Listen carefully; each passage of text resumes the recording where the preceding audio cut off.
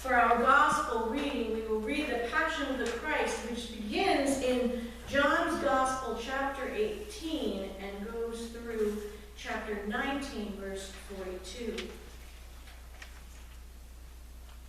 After Jesus had spoken these words, he went out with his disciples across the Kidron Valley to a place where there was a garden, which he and his disciples entered. Now Judas, who betrayed him, also knew the place, because Jesus often met there with the disciples. So Judas brought a detachment of soldiers together with police from the chief priests and the Pharisees, and they came there with lanterns and torches and weapons.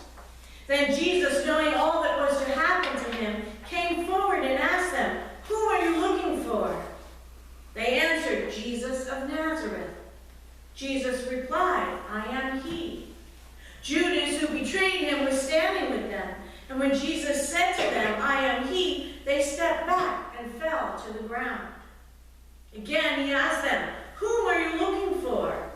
And they said, "Jesus of Nazareth." Jesus answered, "I told you that I am he. So if you are looking for me, let these men go." This was to fulfill the word that he had spoken. "I did not lose a single one of those whom you gave me."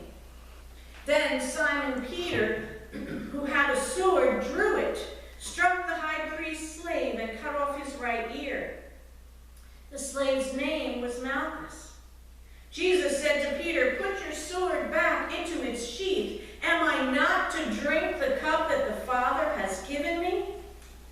So the soldiers, their officer, and the Jewish police arrested Jesus and bound him. First they took him to Annas, who was the father-in-law of Caiaphas, the high priest that year. Caiaphas was the one who had advised the Jews that it was better to have one person die for the people. Simon Peter and another disciple followed Jesus.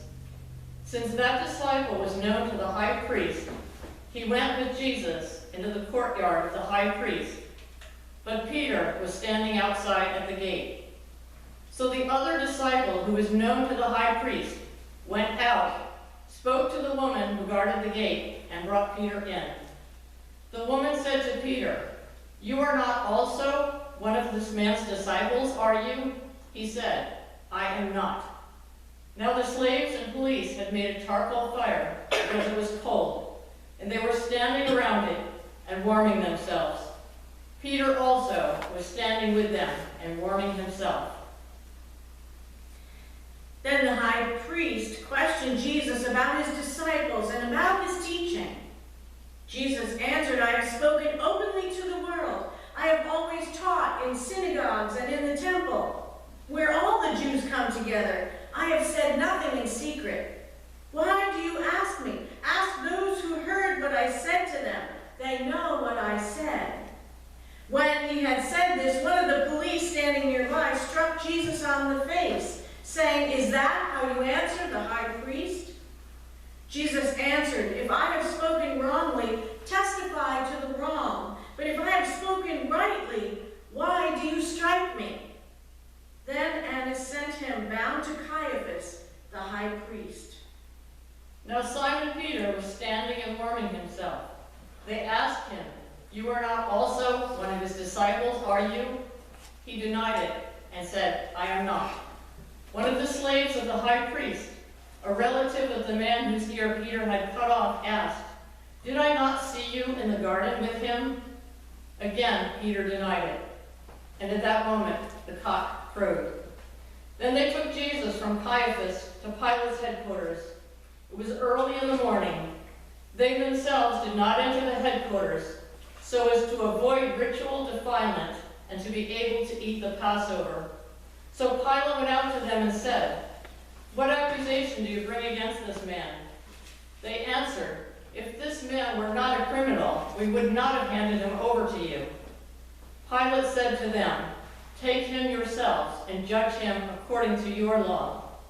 The Jews replied, "We are not permitted to put anyone to death." This was to fulfill what Jesus had said when he indicated the kind of death he was to die. Then Pilate entered the headquarters again, summoned Jesus, and asked him, "Are you the king of the Jews?" Jesus answered, "Do you ask this on your own, or did others tell you about me?" Pilate replied, "I am not a Jew, am I? Your own nation and the chief priests have handed you over to me. What have you done?"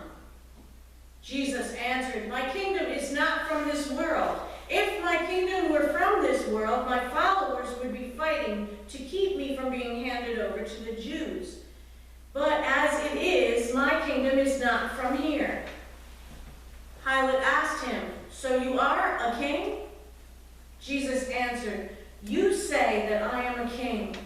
For this I was born, and for this I came into the world, to testify to the truth.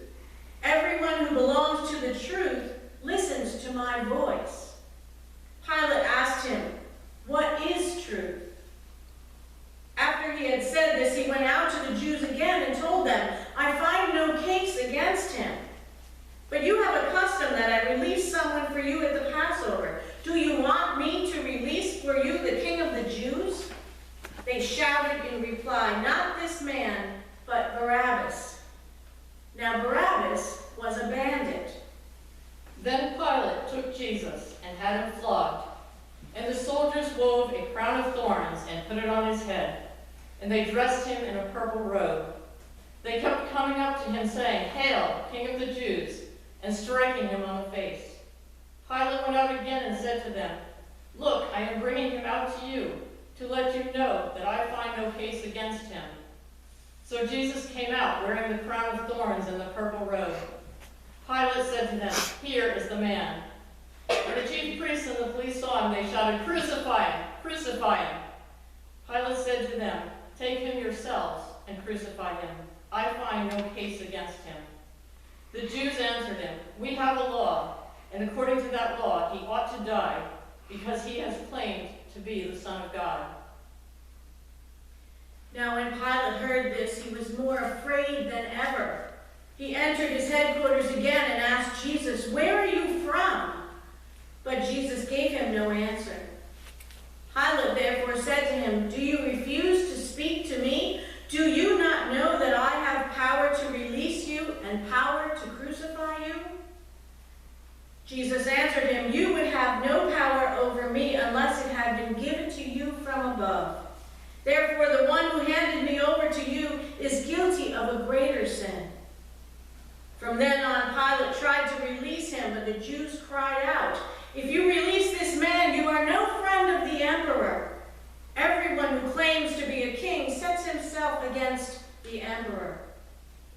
When Pilate heard these words, he brought Jesus outside and sat on the judge's bench at a place called the Stone Pavement, or in Hebrew, Gabbatha. Now it was the day of preparation for the Passover, and it was about noon.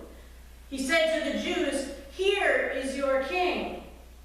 They cried out, "Away with him! Away with him! Crucify him!" Pilate asked them, "Shall I crucify your king?"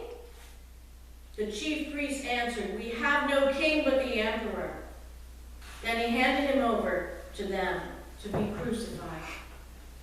So they took Jesus, and carrying the cross by himself, he went out to what is called the place of the skull, which in Hebrew is called Golgotha.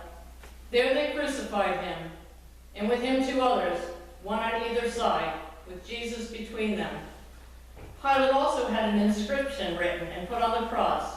It read, "Jesus of Nazareth, the King of the Jews."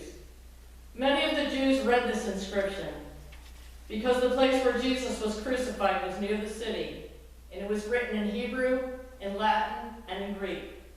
Then the chief priests of the Jews said to Pilate, "Do not write the King of the Jews, but this man said, 'I am the King of the Jews.'" Pilate answered, "What I have written, I have written."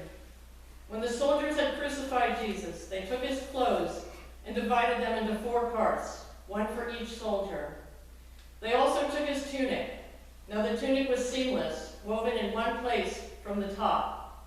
So they said to one another, "Let us not tear it, but cast lots for it to see who will get it." This was to fulfill what the scripture says, "They divided my clothes among themselves, and for my clothing they cast lots." And that is what the soldiers did. Meanwhile, standing near the cross of Jesus were his mother and his mother's sister, Mary, the wife of Clopas, and Mary Magdalene. When Jesus saw his mother and the disciple whom he loved standing beside her, he said to his mother, "Woman, here is your son." Then he said to the disciple, "Here is your mother." And from that hour, the disciple took her into his own home. After this, when Jesus knew that all was now finished, he said, "In order to fulfill the scripture, I am thirsty." A jar full of sour wine was standing there, so they put a sponge full of the wine on a branch of hyssop and held it to his mouth. When Jesus had received the wine, he said, "It is finished." Then he bowed his head and gave up his spirit. Since it was the day of preparation, the Jews did not want the bodies left on the cross during the Sabbath, especially because that Sabbath was a great day of solemnity. So they asked Pilate to have the legs of the crucified men broken and the bodies removed. Then the soldiers came and broke the legs of the first and of the other who had been crucified with him. But when they came to Jesus and saw that he was already dead, they did not break his legs. Instead, one of the soldiers pierced his side with a spear, and at once blood and water came out. He who saw this has testified, so that you also may believe. His testimony is true, and he knows that he tells the truth. These things occurred so that the scripture might be fulfilled. None of his bones shall be broken. And again, another passage of scripture says, "They will look on the one whom they have pierced."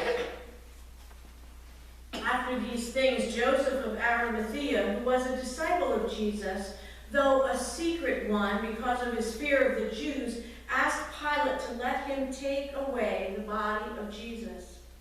Pilate gave him permission, so he came and removed his body.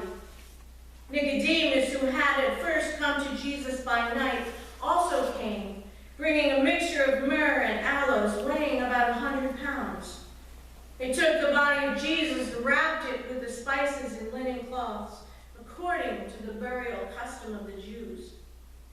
Now there was a garden in the place where he was crucified, and in the garden there was a new tomb in which no one had ever been laid.